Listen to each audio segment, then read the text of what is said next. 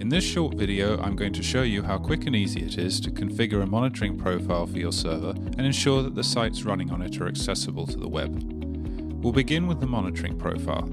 I've already created an account, so I'll click on Monitor and create one. I'll give it a name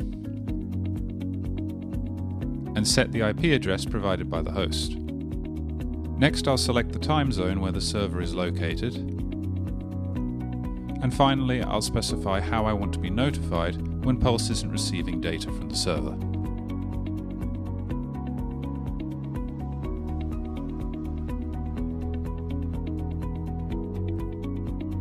When you create a new profile, Pulse will automatically add monitors for all of the key hardware components: CPU, memory, disk space, and so on. It will also use sensible defaults for the alerting thresholds, which is when the reported value is considered unsuitable. We can easily change these values. Let's go ahead and tell Pulse we want to be notified when memory usage hits 75%. We'll specify 75 as the threshold and hit save.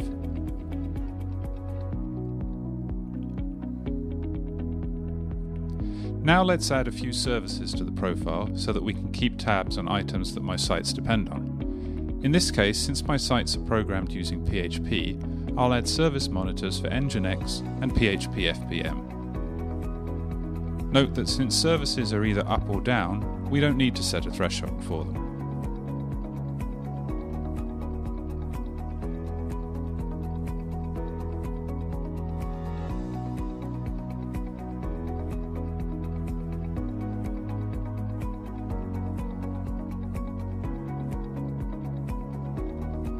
If you're interested in monitoring something else, you can add a custom monitor.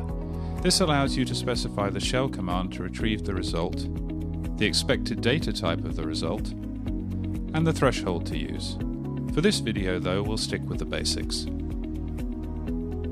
Now that we've configured our profile, it's time to generate the shell script we'll run on our server. So I'll click on Download File. Next, we'll need to copy the script to the server. You can do this using the scp command as explained in the documentation. Next, I'll SSH into the server and give the script execution permissions. And finally, we'll create a cron job to run the script.